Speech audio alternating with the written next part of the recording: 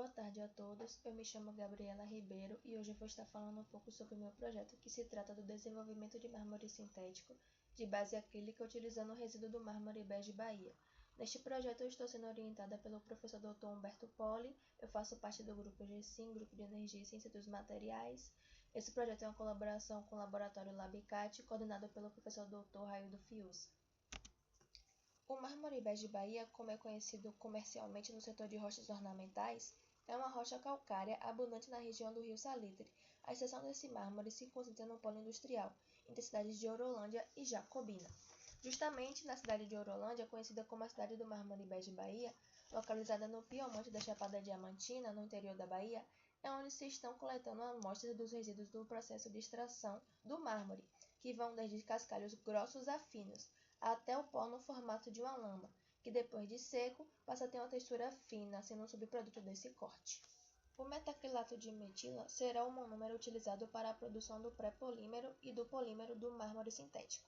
Ele é conhecido amplamente na indústria química pelo seu uso na produção de acrílico e tinta acrílica e por gerar o polímero PMMA, de elevada rigidez e dureza superficial, o que contribui para a resistência ao desgaste. Atualmente, ele é fabricado também pela empresa baiana Unigel S.A., que foi a principal fornecedora desse reagente para o nosso projeto. O estado físico dele é líquido, ele é incolor, com odor característico e possui ponto de ebulição entre 100 e 101 graus Celsius.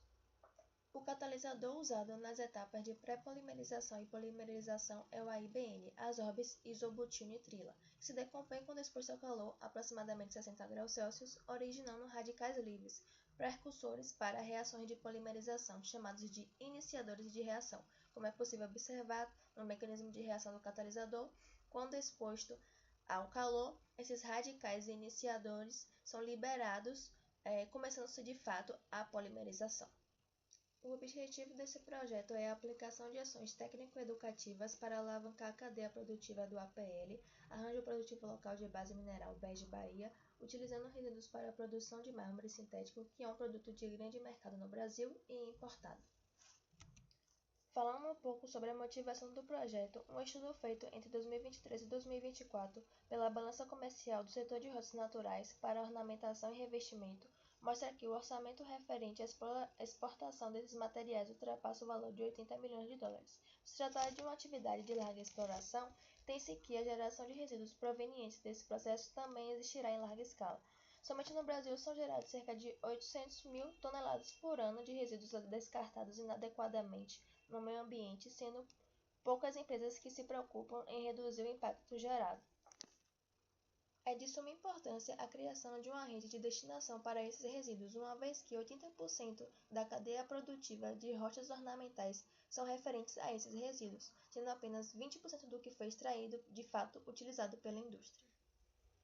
A metodologia do projeto segue de forma que, utilizando um monômero de metacrilato de metila, juntamente com o catalisador AIBN, iremos obter o pré-polímero, que será incorporado no pó do mármore que foi processado, junto com aditivos como, por exemplo, o óleo mineral, para a desmoldagem, que irão passar por um processo de mistura, seguindo para a etapa de moldagem entre placas de vidros vedadas, que irão passar para a estufa de 82 graus Celsius de 3 a 6 horas para que ocorra a polimerização, gerando os corpos de prova que serão caracterizados.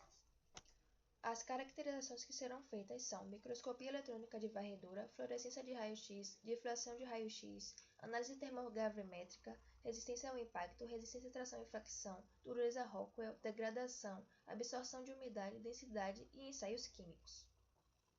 Falando um pouco sobre os resultados e etapas desenvolvidas, ainda estamos no processo de otimização de formulação e adaptação a uma nova forma de realizar o processo de mistura.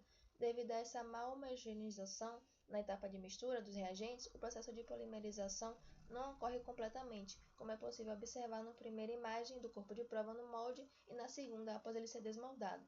Como a polimerização não foi completa, ele não adquire firmeza em sua totalidade e acaba esfarelando nas bordas. Bom, essas são as minhas referências e muito obrigada a todos pela atenção.